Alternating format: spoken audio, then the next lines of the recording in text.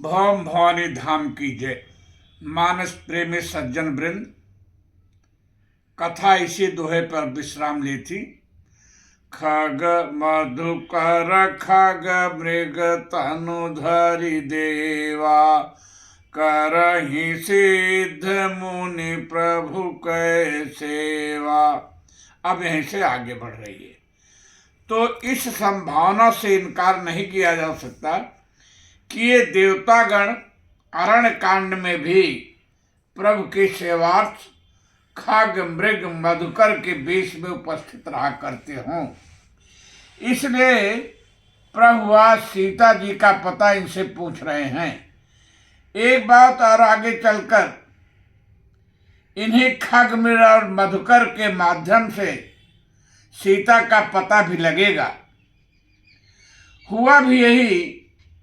प्रभु को खग पक्षीराज जटायु, मृग शाखा मृग बानर अर्थात सुग्रीव व हनुमान तथा मधुकर से ही सीता की खोज में मदद मिली। मधुकर का एक अर्थ चंद्रमा भी होता है, अर्थात चंद्रमा नामक मुनि से संपाति को यह ज्ञात हुआ था कि श्री राम की पत्नी सीता का हरण होगा और उनकी खोज में आए हुए वानरों को जब तुम सीता का पता बता दोगे तो तुम्हारे पंख फिर जम जाएंगे। इन्हीं चंद्रमा नामक मुनि की कृपा से संपाति का देह जनित अभिमान छूटा था। चंद्रमा मुनि के कहने के अनुसार ही संपाति ने निराश हो चुके वानरों को सीता का पता बताया था। इसलिए प्रभु का खग मृग व मधुकर से सीता का पता पूछना सहेतुक ही है, इसमें संदेह नहीं। विरह वियोग से व्याकुल प्रभु सीता की खोज में चले जा रहे थे कि उन्हें राम राम का स्वर सुनाई पड़ा। अचानक श्री राम की दृष्टि उधर गई तो देखा आगे परागिधपति देखा, सुमिरत राम चरण जिन्ह रेखा। कर सरोज सिर परशु कृपा सिंधु रघुवीर, निरखि राम छवि धाम मुख विगत भई सब पीर। रावण के प्रहार से गीधराज जटायु मरणासन्न थे। उनमें बोलने तक की सामर्थ्य ही नहीं रह गई थी, परंतु श्री राम का मुखारविंद देखते ही श्री राम के स्पर्श के प्रभाव से जटायु जी की पीड़ा समाप्त हो गई और उनमें बोलने की सामर्थ्य आ गई। तब जटायु जी ने अपनी स्थिति व जानकी का समाचार बताते हुए राघव से कहा, तब कह गेध बचन धरि धीरा, सुनहु राम भंजन भववीरा। नाथ दशानन यह गति कीन्ही, तहि खल जनक सुता हर लीनी। लय दक्षिण दिश गयउ गोसाई, बिलपत अति कुररी की नाई। श्री राम ने जटायु जी को शरीर रखने के लिए कहा।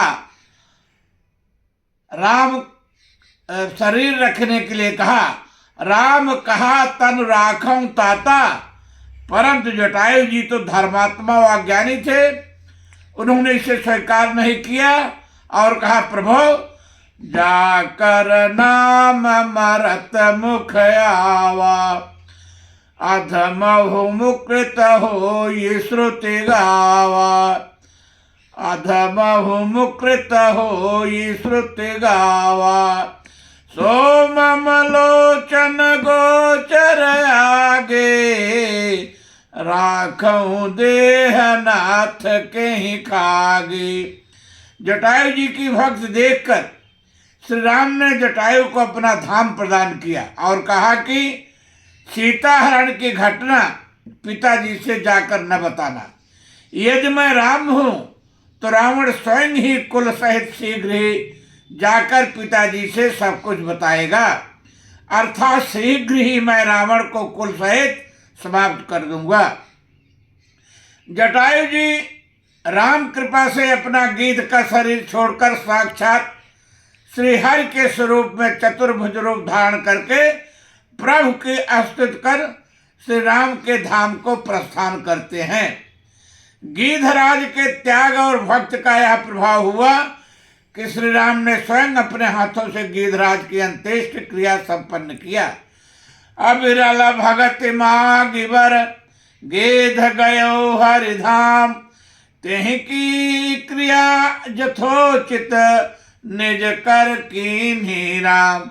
जो गति बड़े बड़े ऋषियों मुनियों को प्राप्त नहीं हो सकी, वह गति प्रभु ने गीध अधम खग आमिष भोगी को प्रदान किया। सत्य है को कृपाल रघुवीर सम।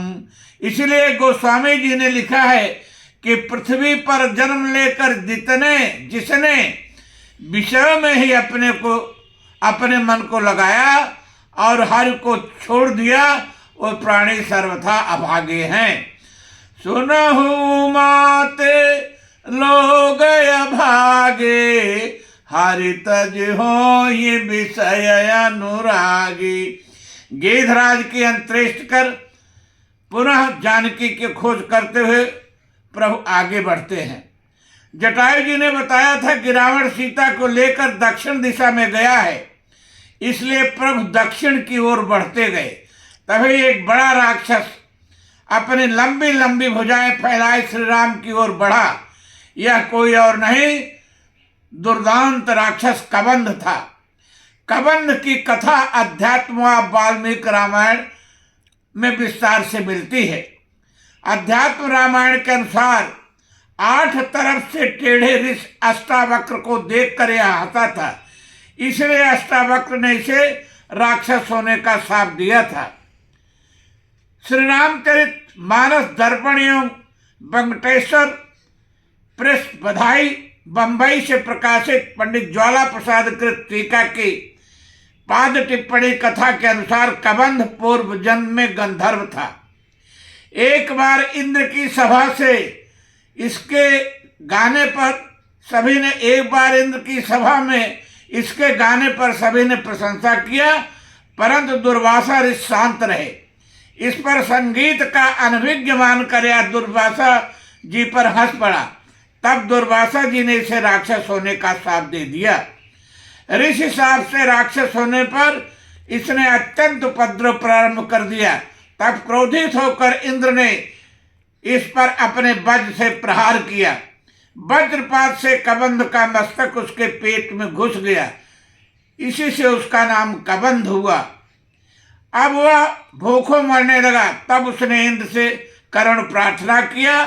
प्रसन्न होकर इंद्र ने उसकी भुजाएं 1-1 योजन लंबी कर दिया, जिससे वन प्रांत के दूर दूर के पशु पक्षियों को यह पकड़ पकड़ कर खाता था। राम व लक्ष्मण को भी उसने अपनी भुजाओं में फंसा लिया था, परंतु श्री राम ने पहले उसकी भुजाएं काटी, फिर उसे मारकर उसका दाह संस्कार भी किया। बस अब यहीं पर कथा समाप्त करते हैं। भवन भवानी धाम की जय।